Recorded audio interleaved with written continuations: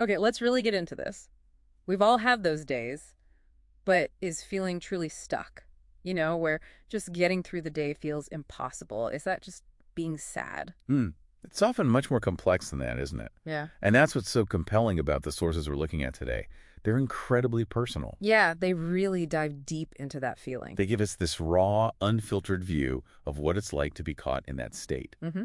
Less about labels, more about the lived, day-to-day reality. And they use such powerful language, like your mind getting trapped in itself every day. That really hits home. It does. And it connects to those specific struggles mentioned, Yes. right? The inability to focus on work, Yeah. the erratic eating, sometimes nothing, sometimes too much, and then feeling exhausted anyway. Right, that constant tiredness, not feeling like doing anything all day. And also that feeling of wearing a mask, putting on a brave face for everyone. But then, yeah, the mask comes off at night and the quiet reflection hits. It's a very real experience for many.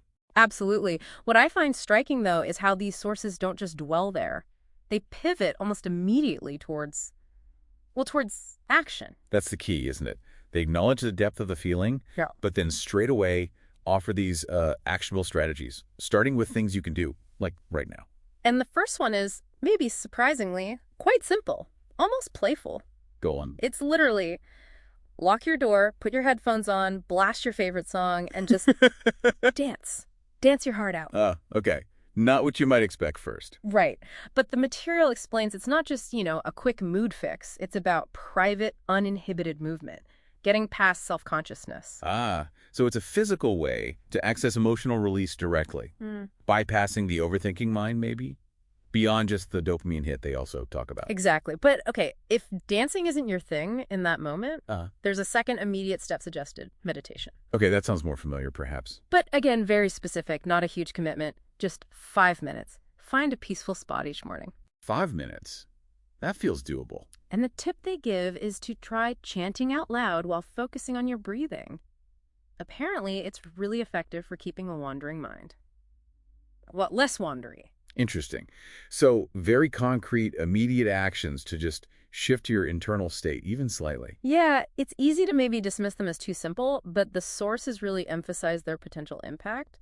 But then they shift gears again. Towards the longer term. Exactly, towards what they call a 360-degree life reset, which sounds pretty major. It does sound significant, not just tinkering around the edges. No, it's presented as fundamental change, like hitting a system reset button for your well-being, and it starts physically. With the body. How so? Well, they talk about joining a gym, focusing on building the best version of your body, but it's framed less about looks and more about reclaiming control.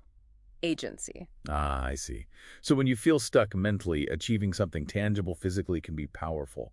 It proves change is possible. It connects to that holistic idea. Yeah, definitely. And then they get quite direct about your environment, your social circle. Oh. Yeah, it emphasizes actively needing to cut off negativity, basically distancing yourself from people who consistently complain or drag others down. That can be tough in practice, but I see the logic. Protecting your own mental energy from those external drains. It's crucial, they argue. And then maybe the deepest part of the long-term plan Yes. is this idea to discover your life. Discover your life. Okay, what does that entail? It means intentionally stepping back. Less phone time, less scrolling. Making space for real self-reflection, like actually talking to yourself, figuring things out. So quietening the external noise to hear your own thoughts. Pretty much. And a big part of that is connecting, genuinely connecting with people who truly matter. They specifically mention parents. Right, suggesting they often want the best for you and can offer that unconditional support or perspective you might miss otherwise. Exactly. A unique perspective often lost in just the daily grind. So it's quite a journey mapped out here. It really is. From acknowledging that intense, stuck feeling to these very practical, immediate actions, the dancing, the quick meditation. Right, the short-term boosts. And then zooming out to that much bigger, long-term reset involving your body, your social boundaries, and that deep self-reflection and connection. It's a really compelling kind of two-pronged approach laid out in these sources. It is. And what's fascinating is how it all links together, suggesting this holistic path. Moving from those simple mood-lifting things towards those fundamental shifts. It really makes you think, how could even one of these insights, just one small step, empower you listening right now to start rediscovering your own path, to feel maybe a little less alone in it all? That's the core question, isn't it? Let this deep dive sit with you. Keep going forward. Be inspired by these ideas. Maybe ask yourself, which of these actions actually resonates? What might it look like realistically to bring just one into your life? Remember, feeling this way is common, and as these sources show, there are always pathways forward.